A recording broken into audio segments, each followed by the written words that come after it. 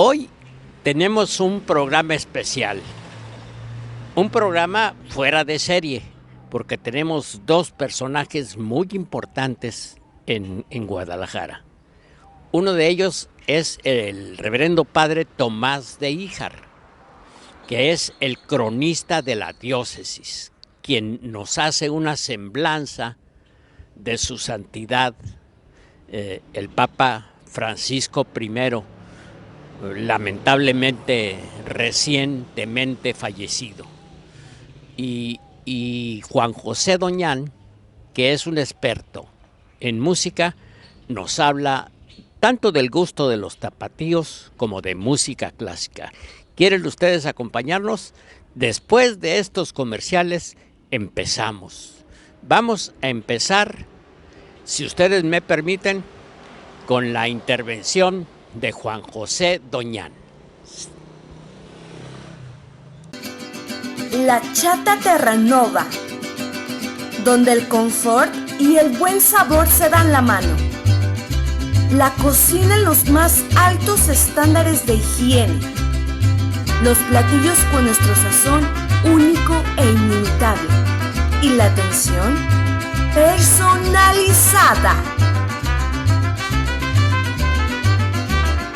Los esperamos en Terranova 405, a 3 cuadras de Avenida México.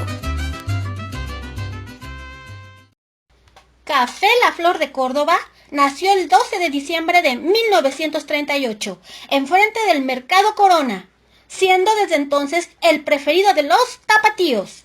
Hoy en día, más de 100 franquicias en zona metropolitana y ciudades vecinas. Café, café purísimo, café La Flor de Córdoba, purísimo café, La Flor de Córdoba. Del tostador a su taza. Café La Flor de Córdoba, un café para crear. ¿Busca un especialista en transporte urbano? Multiservicios San Martín, reparación y pintura de carrocerías. Repotenciamos unidades. Contamos con la preferencia de las asociaciones más importantes de Jalisco en materia de transporte. Multiservicios San Martín, prolongación Periférico Sur, 881, Colonia La Huizachera, en San Pedro Tlaquepaque. Los tapatíos son gente de buen gusto, Juan José. A ver, yo creo que en todo el mundo, Ramón, diríamos, hay una diversidad de gustos musicales y siempre los ha habido. Es decir, y luego lo otro, que la calidad de la música tampoco depende del género. Es decir, claro, hay una serie de compositores, vamos a decir, el año pasado, el Festival de Mayo, se celebraron los 200 años de la novena de Beethoven. Es decir, a ver, 200 años estamos hablando. Es decir, que no es una música de moda, sino que hay un tipo de músicas que de pronto llegan y se quedan para siempre. 200 años, imagínate nomás. Sí. Imagínate con las canciones de ahora que pegan en el Hit Parade y a los 8 días ya naranjas. Exactamente. Es decir, a ver, que finalmente lo característico de la moda pues es lo efímero, es decir, un instante y demás. A ver, estamos hablando de un tipo de música que por su elaboración y por su capacidad emotiva les dijo algo a sus contemporáneos. Y luego a la generación que siguió, y a la que siguió, y a la que siguió, y a la que siguió. Que de hecho, por ejemplo, en el caso de la novena de Beethoven, hay una suerte como de apropiación incluso internacional. No hay que olvidar que el último movimiento, el coral, el famoso himno a la alegría, es el himno de la Unión Europea, es decir, de todos esos países que se eligió, diríamos por una suerte de unanimidad, y hay ese reconocimiento. A ver, así que entonces estamos hablando... Y por ejemplo, perdona que te interrumpa, incluso llegó a ser como una especie de himno de la juventud. Sí, claro, pero por supuesto. Es decir, que se han hecho incluso, se aguanta eso, arreglos pop, cuando apareció aquella cosa que se llamaba el órgano Hammond, o los sintetizadores por allá en los años 60, 70, con Tomita y con Walter Carlos y demás. O sea que hay toda esta suerte como de apropiación de las nuevas generaciones, pero las obras ahí siguen incólumes, siguen como las crearon sus autores. Y lo otro, ¿qué es lo que falta ahora, diríamos, y que se debe hacer más? Pues que lo conozcan las nuevas generaciones. Es decir, a ver, que así como hay cosas que aparecen pues hasta en los camiones, en distintos lugares, las ferias populares, etcétera, etcétera, en la radio, haya este tipo de expresiones que sean conocidas especialmente por las nuevas generaciones. Es decir, a ver, creo que eso, su buena interpretación, en el lugar adecuado, es decir, a ver, que no es música de fondo, sino que es una música que tiene algo que decirme, algo que transmitirme, y que no sé incluso ni siquiera cómo describir, pero que me emociona, me acompaña, etcétera, etcétera. Bueno, yo creo que lo que sería, por ejemplo, los atributos de la música son esos, y que desde luego la música que lo ha hecho durante muchísimo más tiempo es esta que se conoce como clásica, o de tradición académica, o música de concierto, o como se le quiera llamar. Es decir, ese es, diríamos, que los tapatíos, yo diría, que junto con otras partes, a ver, si tomamos como dato duro el hecho de que en la última temporada todos fueron llenos, incluso algunos llenos absolutos, con días de anticipación, podemos decir pues que sí, que a los tapatíos, o que por lo menos a un grupo muy amplio de tapatíos, esa música sí le significa, a tal grado que van y se retratan en las taquillas para asistir a esos conciertos. Cuando hemos estado hablando, hemos estado escuchando en el fondo el himno a la alegría, que es precisamente esta melodía que yo, con todo respeto por mi ignorancia, diría que ha trascendido a toda música. Ah, claro, por supuesto. A ver, es que las obras maestras trascienden su circunstancia, su circunstancialidad. Es decir, que a veces el compositor no es consciente, o el genio, a veces hay genios que no son conscientes de su genialidad, es decir, que desatan una serie de fuerzas que van más allá y que emocionan a muchísimas personas. Se dice, por ejemplo, que cuando se estrenó la novena sinfonía de Beethoven ya estaba sordo, pero que vio a las personas lo que había provocado esa música.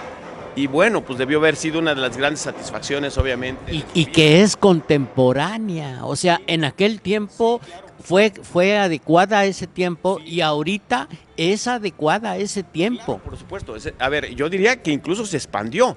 Es decir, que esa música, de pronto, ahora pues no existían, por ejemplo, la reproducción, la grabación, toda la música entonces era en vivo.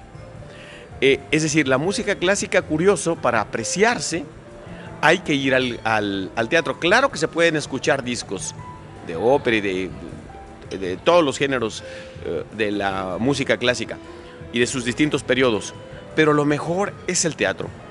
Es decir, ese lugar sigue siendo insuperable. Otra de las cosas, no se amplifica.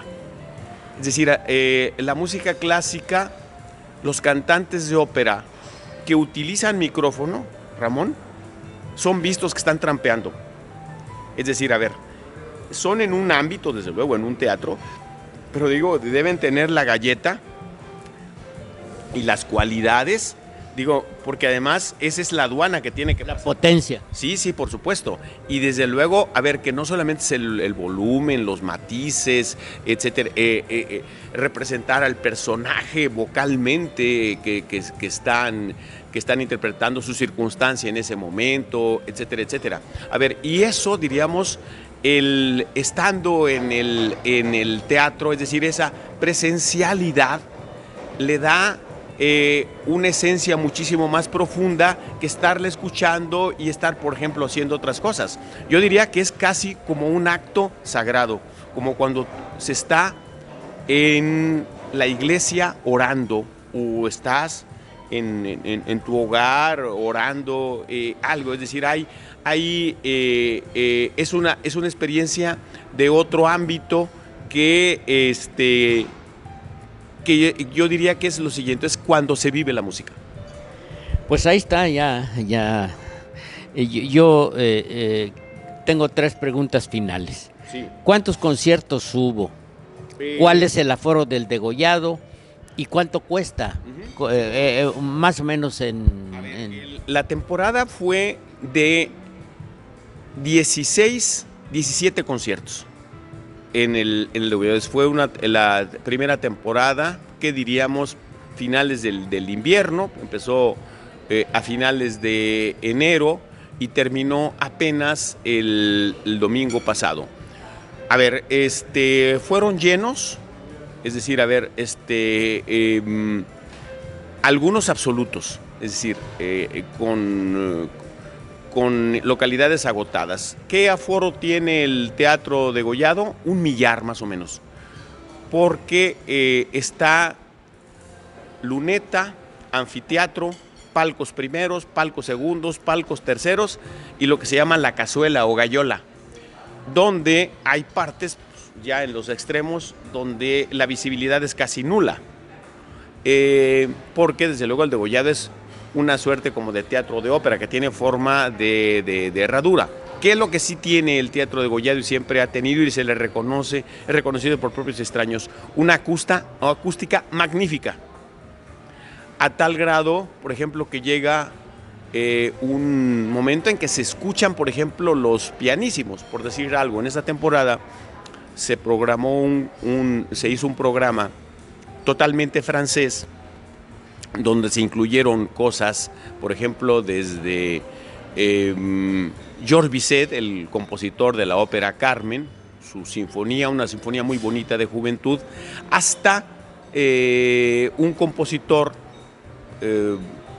del cual se cumplió un siglo de su nacimiento, Pierre Boulez, ya de música contemporánea, francés, con otros lenguajes y demás, pero se incluyó también el bolero de Ravel, el celebérrimo, es decir, de las obras más populares. Yo diría que si se hiciera una suerte de top 10 de la música clásica, de las piezas de música clásica más populares, ahí tendría que estar el bolero de Ravel, el himno a la alegría de Beethoven, el principio de la quinta de Beethoven, leche con pan, tan. Bueno, entre otras, la 40 de Mozart, etcétera, etcétera. Bueno, el bolero de Ravel tiene que empezar, es un solo tema, Ramón, que se repite hasta el final.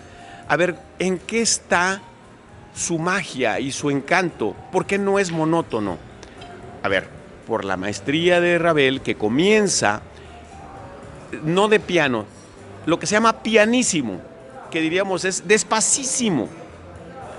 Se oye el aire acondicionado del teatro, que es nada, es decir, que tienes que estarlo escuchando.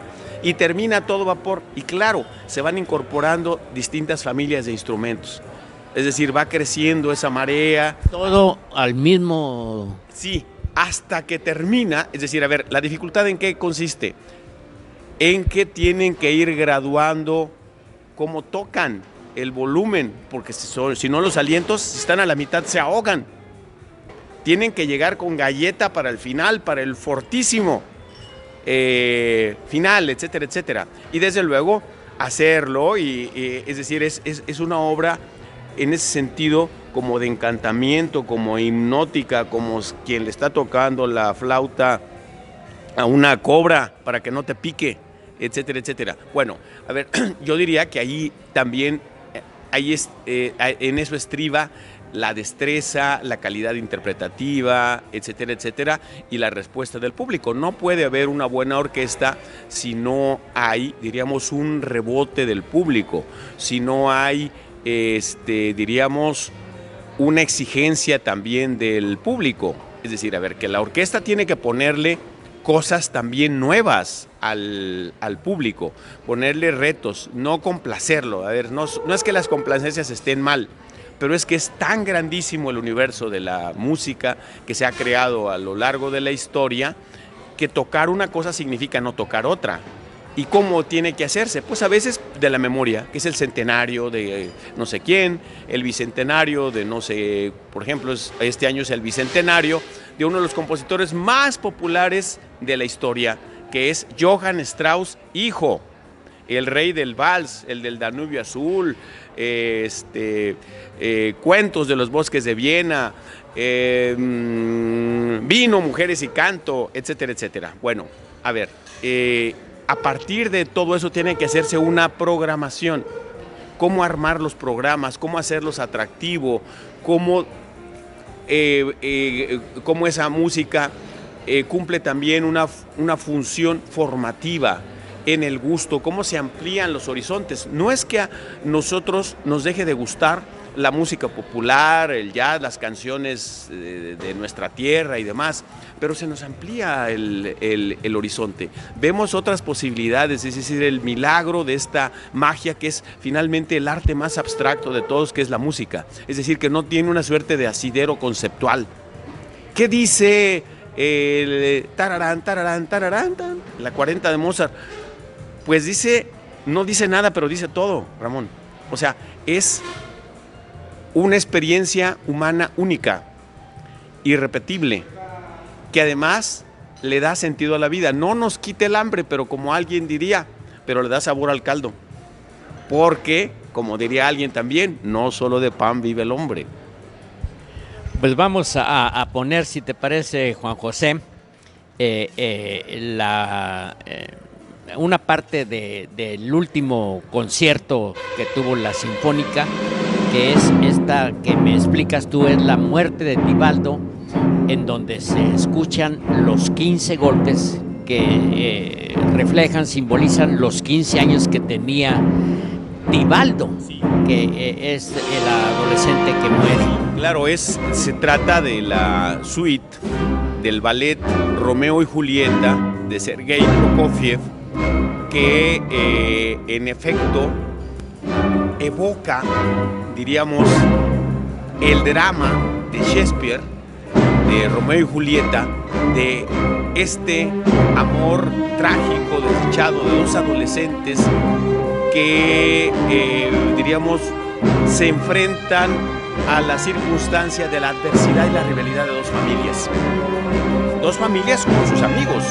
Tibaldo es amigo de los Capuleto y Tibaldo había matado a Mercutio, el amigo de casi hermano de Romeo, y Romeo se ve impelido a vengar a su amigo. Son adolescentes, son historia y demás, y desde luego ahí, diríamos, es el genio y es la capacidad de un compositor contemporáneo, ya del siglo bien avanzado del siglo XX, de mediados del siglo XX, como es Sergei Prokofiev, para hacer esta obra que fue muy bien interpretada por la Orquesta Filarmónica de Jalisco, dirigida por su titular José Luis Castillo. Pues aquí los dejo.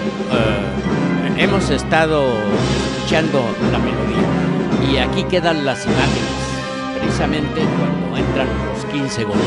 Muchas gracias, Juan José. Al contrario, siempre es un gusto venir a este lugar y platicar tan amenamente aquí contigo, que tienes ya, pues ahora sí que yo ya perdí la contabilidad, 42 años y contando. Muchas gracias. Los dejo para que sigamos gozando la música clásica. Café La Flor de Córdoba nació el 12 de diciembre de 1938, enfrente del Mercado Corona, siendo desde entonces el preferido de los tapatíos. Hoy en día, más de 100 franquicias en zona metropolitana y ciudades vecinas. Café, café purísimo, café La Flor de Córdoba, purísimo café, La Flor de Córdoba. Del tostador a su taza. Café La Flor de Córdoba, un café para crear. La Chata Terranova, donde el confort y el buen sabor se dan la mano. La cocina en los más altos estándares de higiene. Los platillos con nuestro sazón único e inimitable. Y la atención personalizada. Los esperamos en Terranova 405, a 3 cuadras de Avenida México.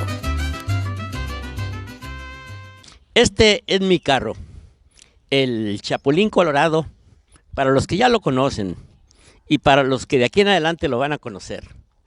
Es un Fiesta 1995, lo tengo desde nuevo, tiene pues 25 años, así quedó, me lo acaba de pintar allí en Multiservicios San Martín, que aquí le estamos poniendo la dirección y los teléfonos. Lleven su carro para que les dé laminado, pintada o repintada y quede como nuevo. Les repito, tiene conmigo 25 años. El Chapulín Colorado. Llévenlo a Multiservicios San Martín. Gracias. Mira, estamos transmitiendo desde La Chata. Ya saben ustedes que solamente hay 2 chatas. La que está en el centro, en Corona 126, allí a 2 cuadritas de Catedral, y esta que estamos en Terranova 405, a 3 cuadras de Avenida México. Como va a estar bien lleno el restaurante el 10 de mayo, bueno, pues llamen ustedes para que hagan su reservación. Ando buscando aquí el teléfono y no lo encuentro. Más adelantito se los doy. Hay todo. Las malteadas de Lotus, no sé qué sea eso de Lotus. Es como una especie dice, como un helado, ¿verdad? Como va es el Día de las Madres. Es una malteada. Es una malteada de Lotus. Malteada de Lotus. Y luego está también el frappuccino mocha, el frappuccino cajeta. En fin, eso es para los desayunos, pero también pueden venir a comer, ya saben ustedes, con la tradicional cocina de La Chata. El sazón de La Chata es único. Mi esposa se enoja porque le digo que los mejores frijoles son los de La Chata. No, también los de casa, como los de cada casa de usted.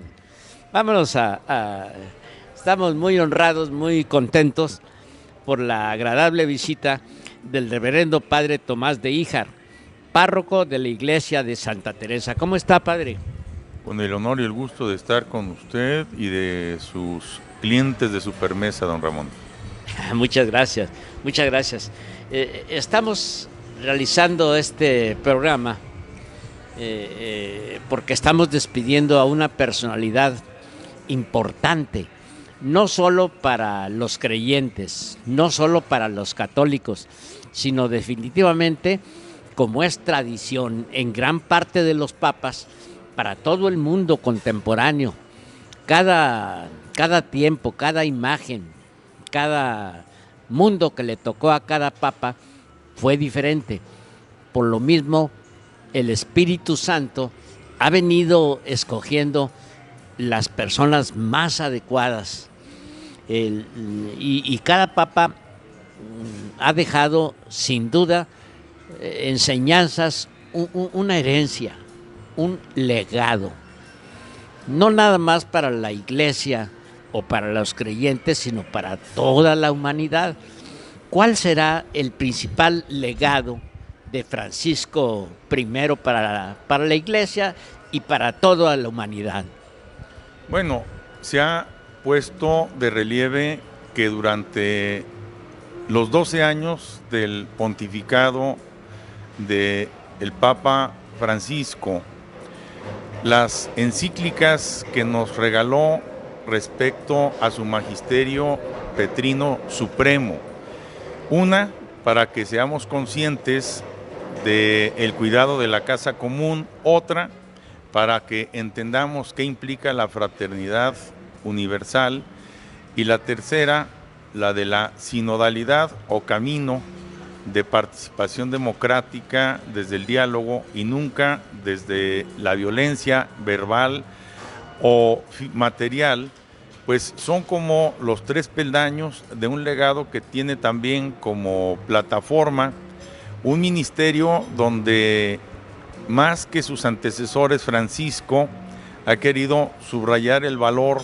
que el cristianismo tiene desde su fundador y desde los postulados del Evangelio a favor de la pobreza y a favor de la ecología, de manera que no sea más la economía la que garantice la felicidad humana, mejor dicho, que sin dejar de darle su relieve y su importancia al factor económico, no lo antepongamos al de la calidad de vida, al de la vida misma. De manera que Francisco es el Papa de la ecología más economía igual a cultura, a diferencia de los postulados de una sociedad como la nuestra, que todavía se halla en la fase del transcapitalismo y al filo de la era de las comunicaciones. Creo, don Ramón, entonces, que esos son los 3 legados que nos deja Francisco y lo que podemos esperar siga en marcha cuando los cardenales nos ofrezcan al nuevo obispo de Roma. Sí, como dije, un papa de su tiempo. Y entre las características de este papa, de Francisco I, estuvo que fue un papa viajero. Y en 2016 vino a México. Dejó un mensaje. ¿Cuál es el mensaje primordial que dejó para México, para América Latina, Francisco I? El primer pontífice romano nacido en América, el primer obispo de Roma de la Compañía de Jesús y el primero también en inaugurar en el siglo XXI un nuevo capítulo, inédito capítulo para la historia de la Iglesia en los 2000 años, por su ascendencia italiana, por su formación eclesiástica y por los postulados que siempre tuvo, a pesar de que inició su gobierno a la edad de 77 años, que parecería ya provecta o de transición, tuvo ante sí la oportunidad grande de afianzar o consolidar en esos 12 años un aspecto muy curioso que lo separa, por ejemplo, de San Juan Pablo II, que tuvo por su natal Polonia una preferencia absoluta de principio a fin en su larguísimo pontificado de un cuarto de siglo, y es que no puso un pie más en Argentina y que evitó de alguna manera involucrarse tanto con América y aún con Hispanoamérica como para no dejarnos una marca de preferencia, toda vez que el mayor número de católicos en el mundo a la fecha reside en este continente. Sí, el país que más católicos tiene es Brasil. Y el segundo lugar, tengo entendido, usted me corrige, es México, como en cuanto a número de católicos. La única visita que nos hizo el Papa en el año 2016 estuvo marcada por aspectos que también van a cualificar su gestión como obispo de Roma, y fue la llamada de atención al episcopado mexicano en el mensaje que les dio congregados todos en la Catedral Primada. Una llamada de atención desde el Evangelio, donde él pide a sus correligionarios, porque él es obispo al final de cuentas, aunque sea entre sus obispos, entre sus iguales, el que hace las veces de Pedro, el que encabeza a este colegio, para que fueran más sensibles a aspectos sociales, culturales y ecológicos, y tuvieran una participación más intensa en la vida social. A los obispos de México, el Papa Francisco les dejó, y consideren ustedes que en este tiempo el arzobispo primado era el cardenal Norberto Rivera, como una encomienda o una tarea para que la paz social descanse en la justicia. Y bueno, pues ciertamente ese punto de inflexión del Papa ha calado hondo en la conferencia del Episcopado Mexicano, y eso pues lo vamos a echar de ver en los años subsecuentes 9, donde la CEM, que es el acrónimo de la conferencia del Episcopado Mexicano, pues ha ido elaborando un proyecto y plan de pastoral de conjunto hacia el año 2031 para unir la efeméride del medio milenio del culto guadalupano en el Tepeyac a un plan integral de iglesia en misión y de iglesia en salida. Pastores con olor de oveja, nos pidió el Papa a los ministros ordenados y en primer lugar a sus correligionarios mitrados.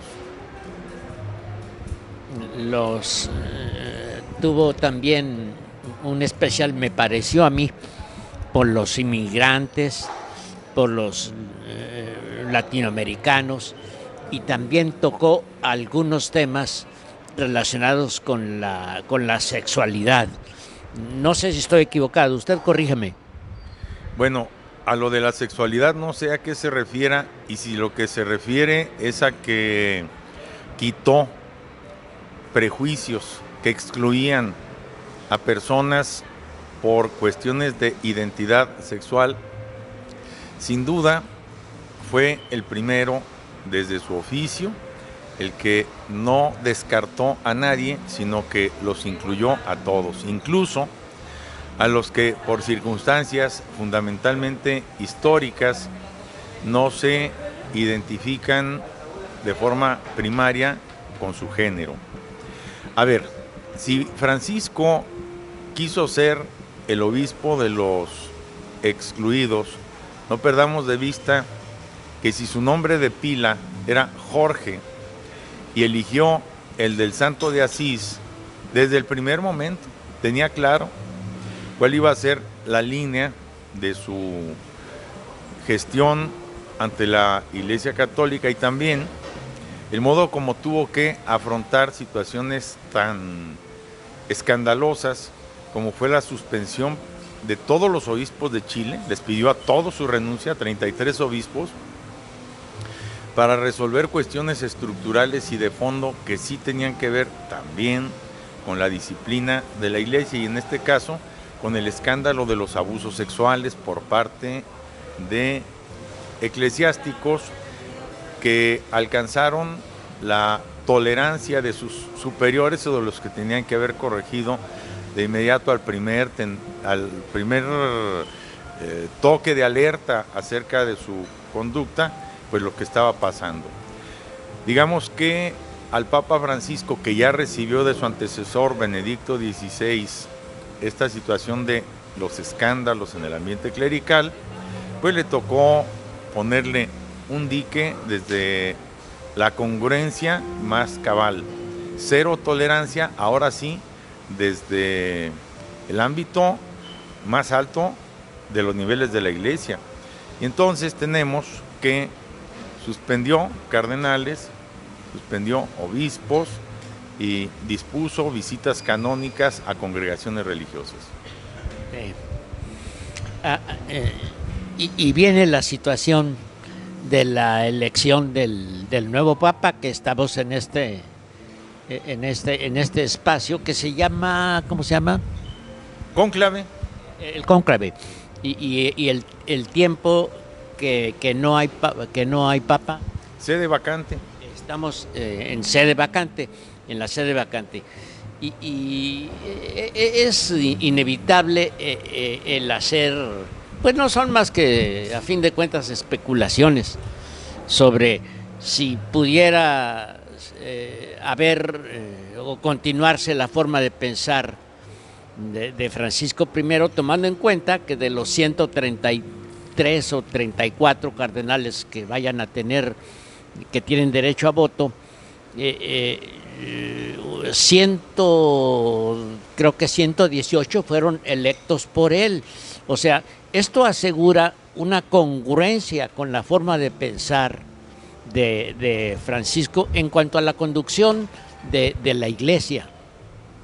El Colegio de los Cardenales es un senado muy peculiar porque no tienen ese título eclesiásticos que se distingan por su juventud, sino varones sobradamente maduros y casi a veces hasta de edad provecta, cuando se le da el título de cardenal a un octogenario o a un nonagenario que ya no podrá ser elector del Papa, pero de esa forma se le reconoce una trayectoria brillante en alguno de sus destrezas, de sus habilidades. El Papa Francisco aprovechó los 12 años de su gestión episcopal en Roma para proveer el colegio cardenalicio con figuras que tachonan todavía el ámbito europeo. La gran mayoría de los cardenales siguen siendo europeos, pero ahora también incluyen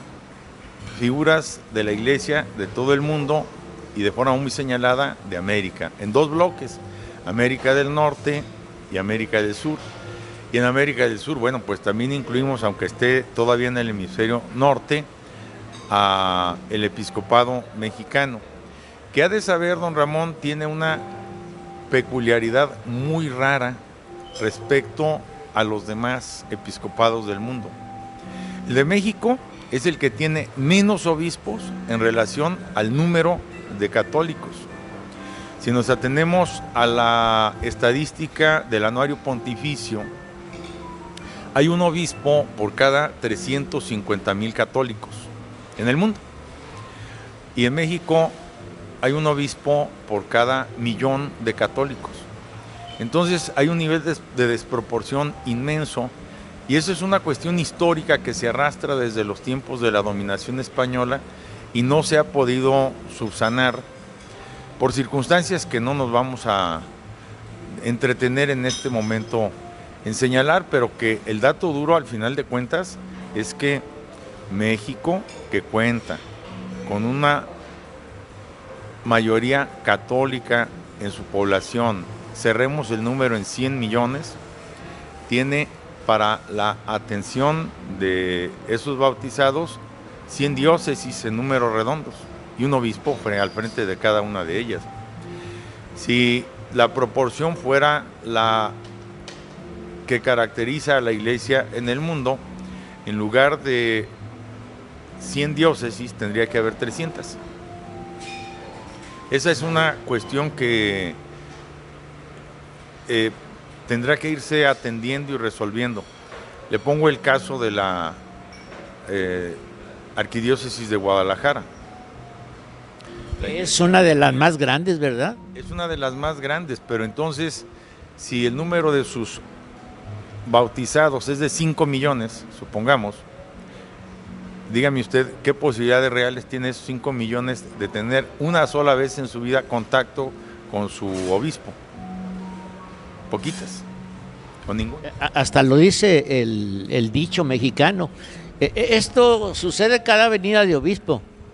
Sí, porque todavía el derecho canónico pide a los obispos residenciales que una vez al año visiten sus parroquias, pero eso sería imposible para el arzobispo de Guadalajara, que tiene más de 500 parroquias bajo su jurisdicción, de manera que la visita pastoral en diócesis tan extensas, en la práctica, o no existe o se reduce a visitas de doctor, en fiestas patronales, en confirmaciones, y no en la que previó y estructuró el Concilio de Trento, que pues busca sobre todo reconocer cómo se están aplicando los postulados del Evangelio en las comunidades.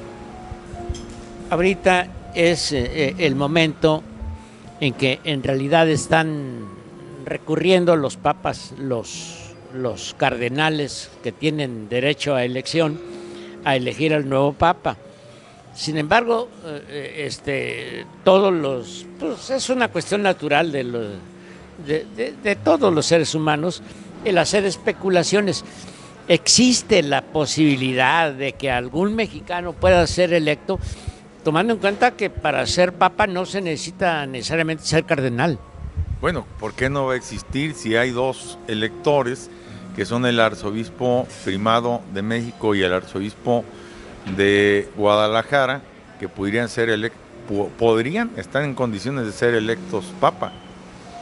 Digamos, nada les impide serlo, y aún incluso, como se han dado casos en la historia, el colegio cardenalicio podría distinguir como con el episcopado romano a uno que no fuera cardenal, a uno que no fuera obispo, e incluso, porque nada lo prohíbe, a uno que no fuera eclesiástico y que pudiera recibir, claro, el orden sagrado.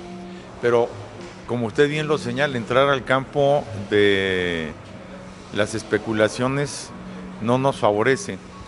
Y sí considerar entonces que don Carlos Aguiar Retes, arzobispo de México y arzobispo primado del episcopado, que tiene la distinción cardenalicia, y el arzobispo de Guadalajara, don José Francisco Robles Ortega, pues estén entre los electores del nuevo papa y, cómo no, también como posibles elegidos, si ese fuera el caso. Pues esto es más o menos la actualidad. Yo quisiera en lo personal preguntarle sobre el aspecto de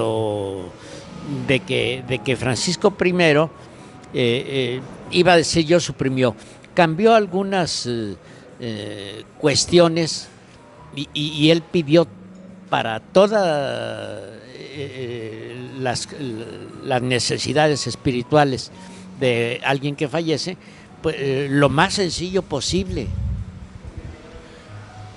El Papa Francisco tiene 5 antecedentes que lo colocan en momentos estelares, tanto de la historia contemporánea del mundo como de la Iglesia Católica.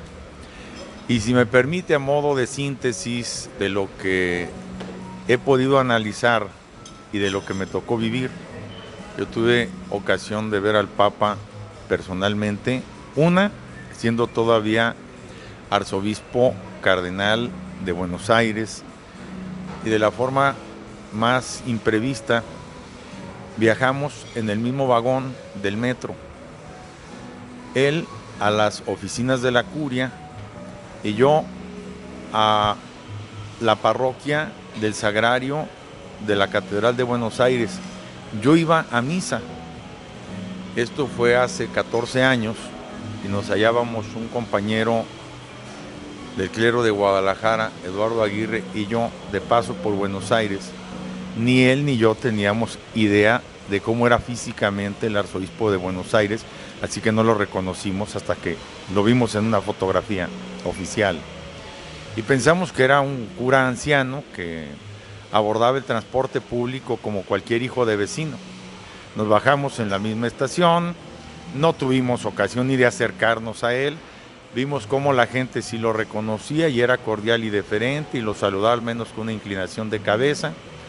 Y aunque íbamos al mismo sitio, él se fue a las oficinas de la curia y nosotros entramos a la catedral.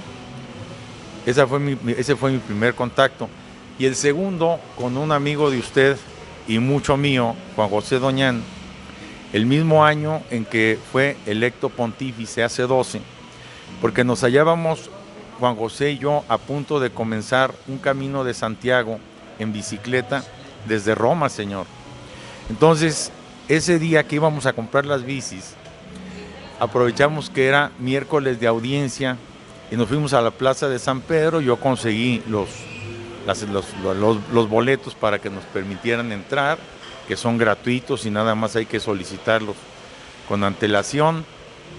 Y tuvimos oportunidad de verlo recién estrenado como Papa, dándose ese baño de pueblo en la Basílica Vaticana, y de identificar sin duda lo que le estaba pasando a él íntimamente, porque sé de testimonios de primera mano que el comienzo de su episcopado como obispo de Roma lo hizo renacer, cuando ya como arzobispo de Argentina, no es de Argentina, se dice, como arzobispo de Buenos Aires, ya estaba extremadamente cansado, sobre todo por los conflictos con el gobierno civil y la iglesia, que tanto fastidio le dieron a su gestión como arzobispo cardenal de Buenos Aires.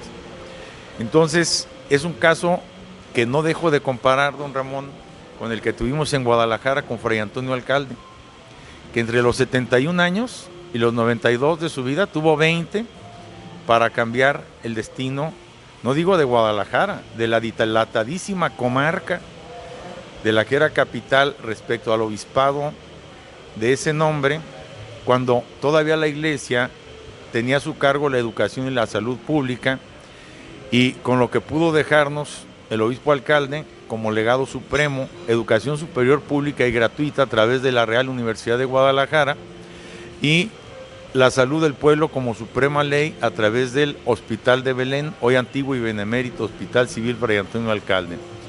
Un caso curioso, no único, curioso, donde un anciano renace para aportar labores trascendentes, y de este Papa, que también lo fue de los excluidos, como usted ya lo ha señalado, y lo fue de los migrantes, y lo fue de los enfermos, también lo fue de los ancianos. Y nos llamó mucho la atención a los habitantes de este planeta, denunciando el descarte que sufren los que, por cualquier motivo, a veces la guerra, a veces los desastres naturales, a veces el color de la piel, a veces la educación, no tienen las mismas oportunidades.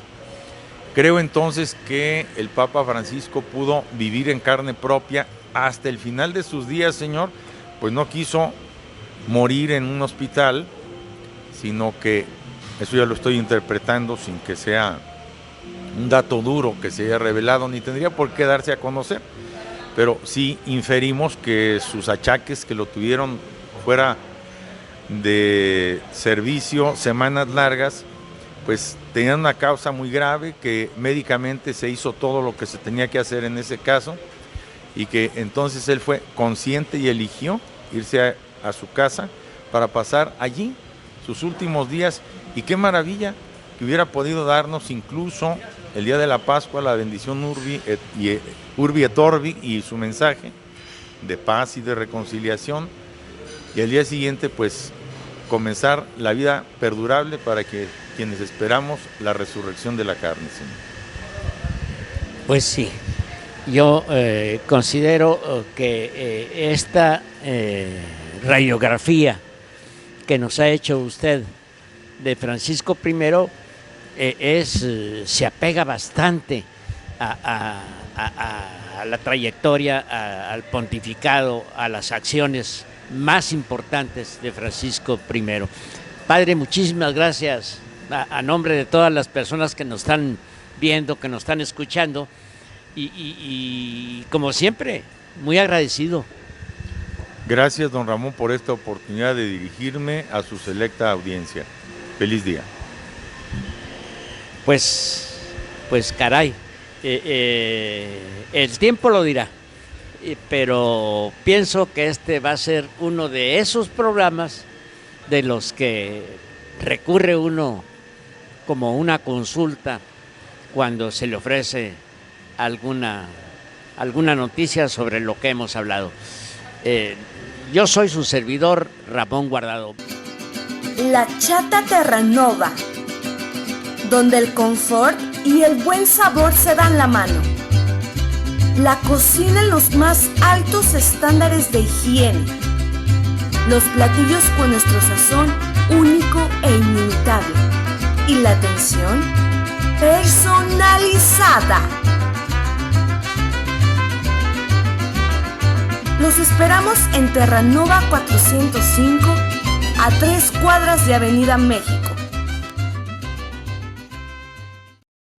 Café La Flor de Córdoba nació el 12 de diciembre de 1938, enfrente del Mercado Corona, siendo desde entonces el preferido de los tapatíos. Hoy en día, más de 100 franquicias en zona metropolitana y ciudades vecinas.